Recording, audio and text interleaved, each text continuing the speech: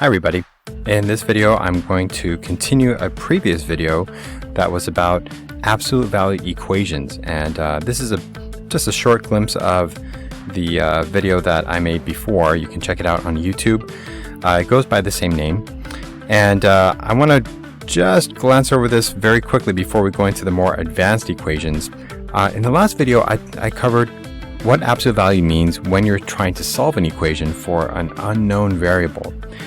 We looked at absolute value as meaning the distance from zero of any value, and we looked at equations with an unknown variable having to do with the distance from zero on both sides of zero. So from there, I want to go ahead and proceed to today's examples. These are more advanced examples, by the way, so if you need to slow down, go back and refresh your memory on the earlier concepts, please go back and check out the other video. Alright, with that, let's go ahead and begin. So in this first example, we have an equation that looks like this, okay? And in my opinion, I think a good way to approach this is to start by asking yourself a question. Yes, you could read this as the absolute value of n plus 1 equals 10, but it doesn't really help to guide the brain to thinking about what to do with it. Rather than that, what about asking a question like this? What number is 10 spaces from 0? So 10 spaces from 0. Now, when we ask this question, what number is 10 spaces from 0? We can immediately get a sense of what the answer would be, right? So on a number line, we know that if we have 0 here, on one side, we have the number 10, which is 10 spaces away.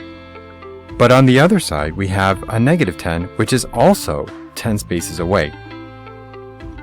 And so what we do is we grab these two numbers, the 10 and the negative 10, and because those are both the answer to the question, what number is 10 spaces from 0, what we do is we go ahead and we try to figure out, what number, so what number would this variable need to be? Okay, what number would that need to be so that when we add 1 to it, what we get is both a negative 10 or we get a positive 10. Because remember, the absolute value of either number, if we take the absolute value of either of these numbers, what we would get would be this number right here, the positive 10, right? They're each 10 spaces away from 0, and that 10 that I just circled over here, that 10 represents the number of spaces that you are away from 0. So right off the bat, you know how far away you are from 0. What your goal is to find out what number would make this happen. What number would give you a result that is 10 spaces from 0 on either side. So with that in mind, let's go ahead and jump right in. So now that we know both negative 10 and positive 10 are each 10 spaces from 0, we go ahead and we split this expression into the following two parts. One will cover the negative 10 part, right? Because as we know, as I just said, negative 10 is 10 spaces from 0. The other number is positive 10, which is also 10 spaces from 0. Your goal is to figure out what number plus 1 makes that 10, and what number plus 1 makes the negative 10. So a couple things to notice here. Number one, the expression for both of them is the same, right? So I have n plus 1, n plus 1. That's because that expression is on the inside of the absolute value, and that is what the variable belongs to. Secondly, notice that there's no absolute value on this expression any longer. And the reason is because we have answered the question, what number is 10 spaces from 0? We answered that. We said negative 10 and positive 10. And the moment you answer the question, the absolute value bars disappear and you can go on to the next step. So that's why it would be incorrect to do that. You wouldn't want to put absolute value bars on those expressions, because that would not be, you'd end up going in a vicious cycle here, okay? And you don't want to do that. All right, now that we're here, we go ahead and take the next step. What is it?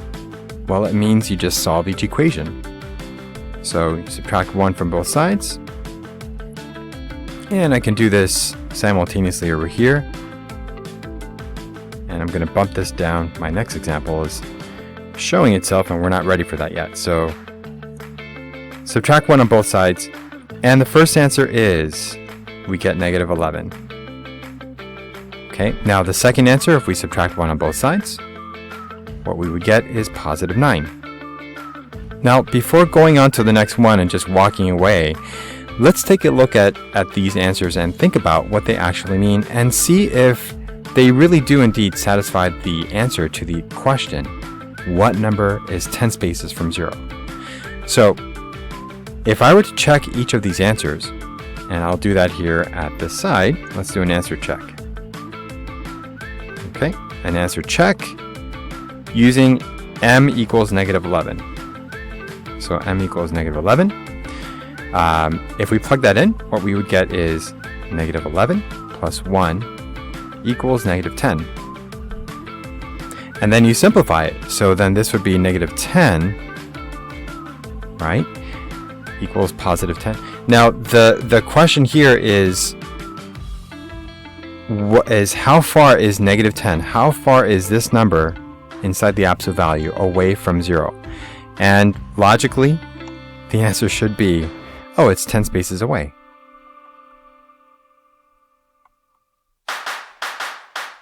So with that, it does check out, all right? So we get our first check. There it is, our first check. Okay, so first answer, I should put it here. First answer does check off. Let's see if it works with the second answer, because it needs to work with both and not just one. So with the other one, we have m is equal to 9. And when we plug that in, we get the absolute value of 9 plus 1 equals 10. And then we simplify. So this will be the absolute value of 10. Right? And then once again, this inside is asking you, how far is 10 inside? How far is that from 0? And the answer to that, once again, logically would be, well, 10 is 10 steps away from 0. So what we get is the same answer. So it's 10 spaces from 0. And once again, we check off the second answer because it's correct. So this proves that using either number will give you a result which is going to be 10 spaces from 0. Okay, and those two choices are, or those two numbers are 10 and negative 10. Okay, all right, let's go on to the next example here. Example B. So this one is obviously shorter than the one that we just did. That's by design. So what I wanted to do was I wanted to give you an example where there's a value on the outside, because so far we've been looking at everything packaged nicely inside those bars, but it isn't always like that. So what do we do if we have something outside?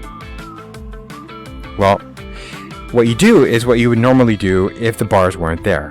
What I mean by that is if you had this scenario, okay, what you would do is you'd first have to eliminate the 3 by using the division property on both sides. So in other words, you would divide by 3 to both sides, right?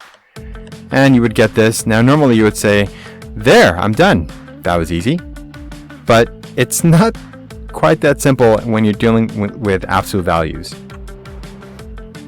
So what you want to do is, first of all, note there are 2 bars here, right? So these are there to remind you that you have to approach this in a slightly different way. What you do, though, that is similar, is you first have to eliminate whatever your coefficient is.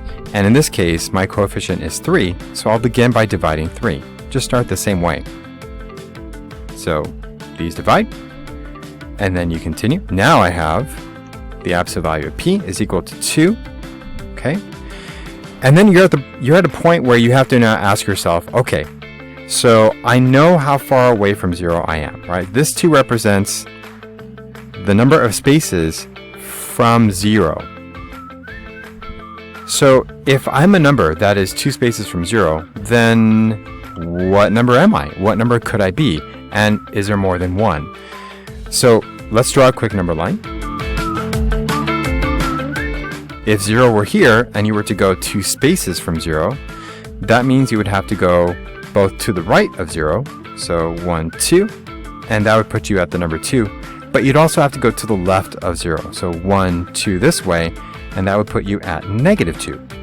And that means both of these numbers are the answer to the question, what number is 2 spaces from 0? So the way I write the answer would be, this variable could be either, I'll put negative 2 or positive 2. Okay, so both are correct, and because they're inverses of each other, you could also abbreviate the answer and you could write it simply as, so I'll put or, you could write it as P is equal to positive or negative 2. Okay, and so if you were to check this answer, it should work. And I'm going to do a quick check here, just so that you know I'm not making this stuff up. So here we go. Let's do a quick answer check. So a quick answer check, and let's use P is equal to 2. So P is equal to 2. What you would get is 3. So 3 on the outside, and then 2 on the inside. Okay, now first you need to remove this from the absolute value. You cannot multiply, you cannot distribute inside. It's not parentheses, it doesn't work the same way, okay? These bars are like, they're impenetrable. They're infinitely tall, and they run into the ground, through the earth, into the universe forever. They're infinitely wide. You just can't break it, right? So the only way to get access is to ask the right question. And the right question is, how far is 2 from 0? That's the right question. As soon as you answer it, boom, it comes out. So how far is 2 from 0? Well, 2 spaces. So then you write 3 times 2. And now you can multiply that 3 and the 2 because you've unlocked it, right? And as you can see, it checks out. So our first answer of, what was that, 2, gets a check. But we have to check it with the other one, so we're going to check negative 2. So doing the same thing, it would be 3, absolute value of negative 2. Okay, and once again, you're multiplying. And once again, you need to ask the question. So how far is negative 2 from 0? And the answer is, well, that's also 2 spaces. So as soon as you answer it, it turns into multiplication, and you have official permission to multiply those numbers.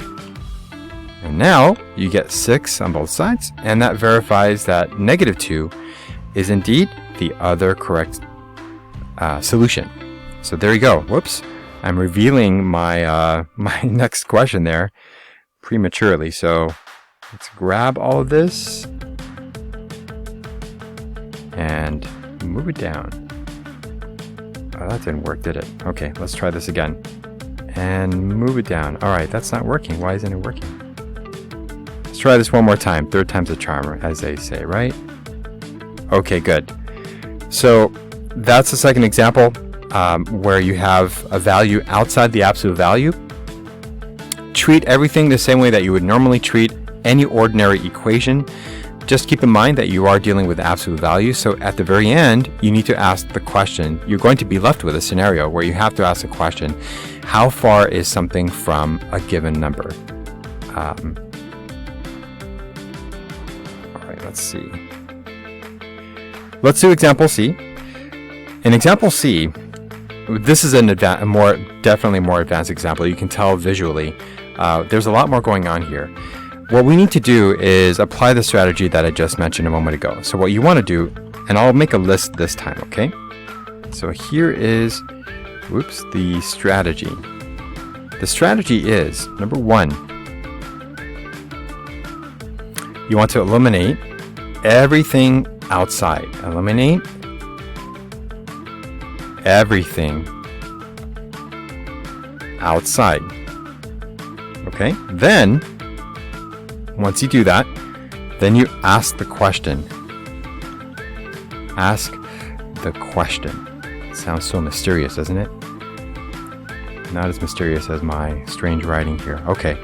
Ask the question. In other words, you want to split. For those of you who like to have it just straightforward, just split the equation.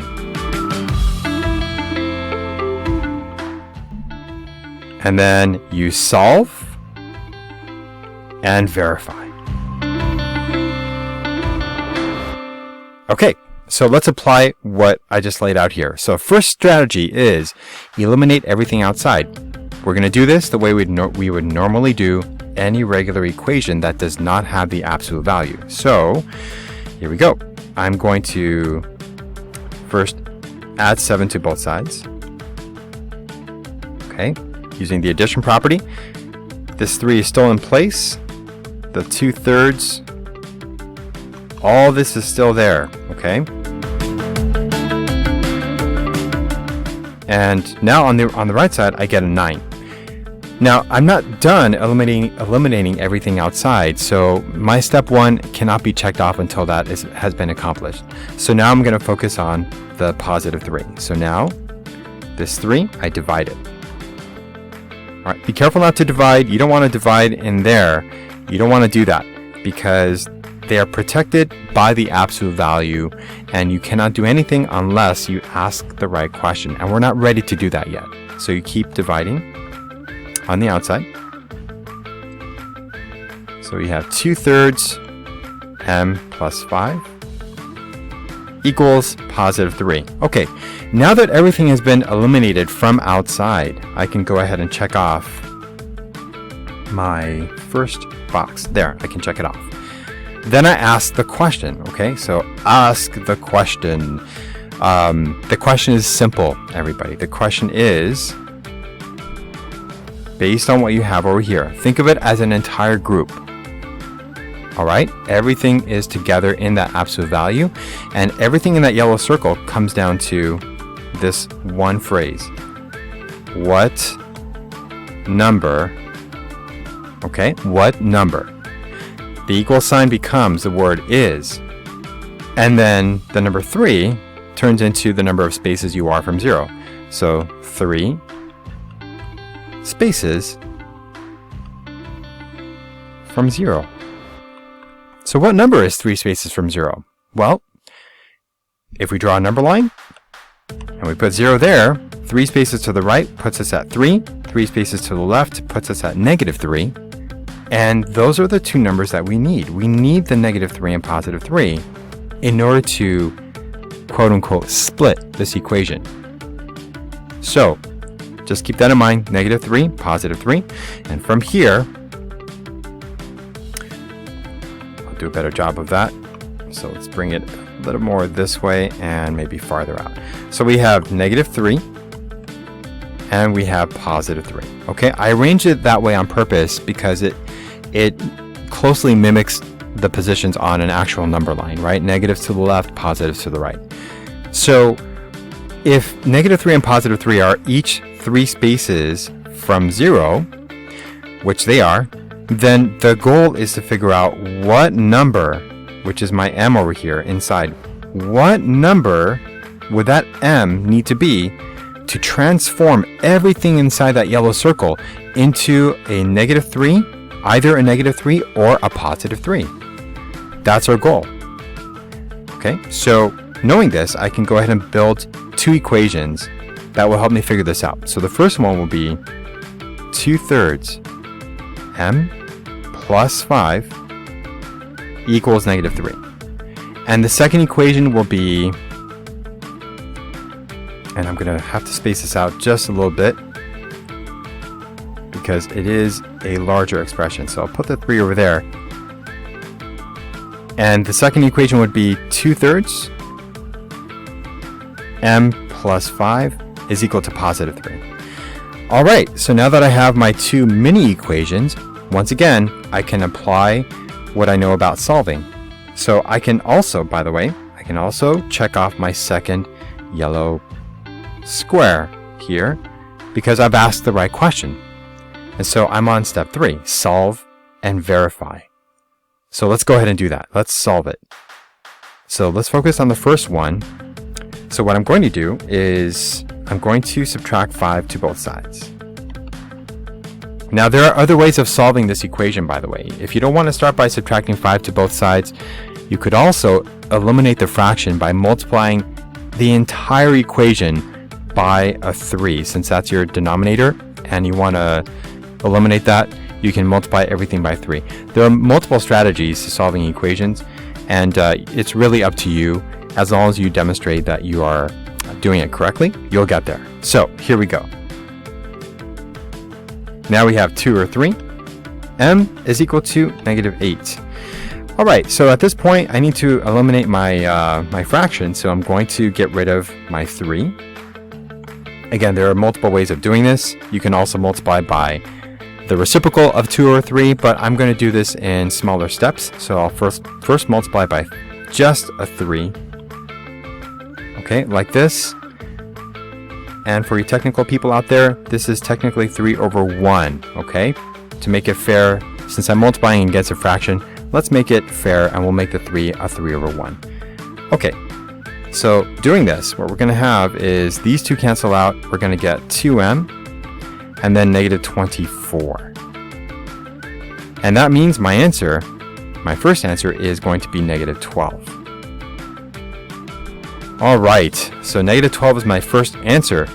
And now let's go to my second mini equation, which doesn't seem to be very mini after all, but that's fine. Let's go ahead and break this down the same way.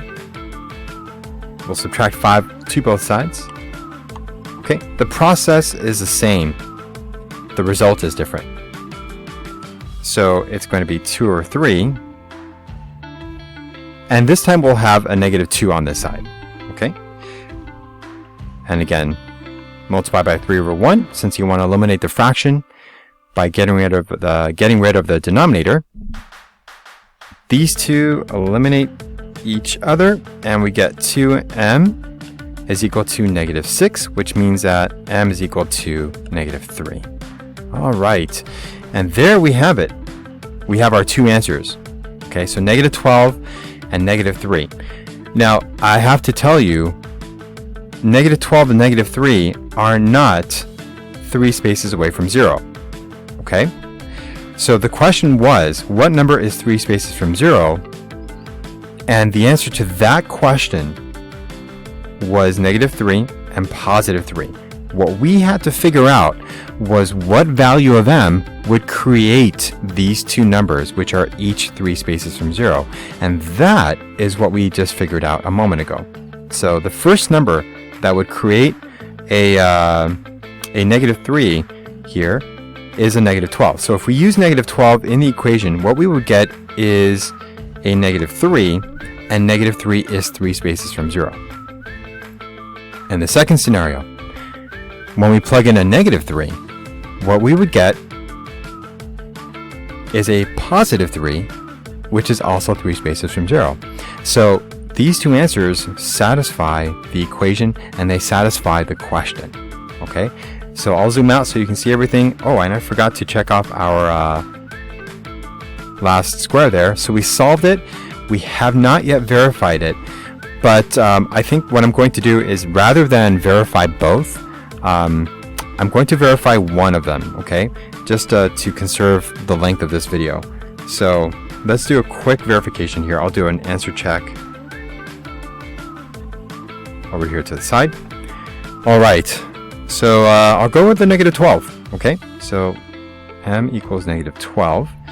That means we're going to have 3, and then 2 or 3 times -12 plus 5 minus 7, and the whole thing hopefully should equal -2, right? It should equal -2. Let's put a question mark on it until we can say with absolute certainty that it does make that +2. So here we go. Let's break down everything on the inside. I'm going to use a little math trick here. All right, and I'm going to reduce those two. Again, that -12 technically is -12 over 1, so I might as well write it since I'm saying it. -12 over 1, which means that I can simplify these two numbers to make a -4. So these two over here, oops. back. So this divides, this becomes a -4. And that means when you multiply the 2 with the -4, we're going to get -8. So it's going to be 3, absolute value of -8 plus 5. Then you have the stuff outside, so the -7, and then you have the equals 2. Okay, now you go back inside and you combine whatever you can to simplify this further. So 3, absolute value, -3, and then -7. -7 equals 2. All right, then you have to ask the question once again. For this number, in order for it to come out and interact with the 3 outside and the -7 outside, the question you have to ask is, how far is -3 from 0? And the answer is 3 spaces. So as soon as you answer it, you have the green light to multiply and continue. Okay, so here we go. So now we get 9 minus 7. And as we all know, 9 minus 7 is 2, and it checks out. Okay, so my answer over here, way over here, I can put a big check mark on that because I got it right. And it's very likely that -3 is also the right answer. And in fact, it is the right answer. And so this is the way that you would do the work for this. This is a higher level question only because it involves more steps, not necessarily because it involves a higher concept. The concept is still the same.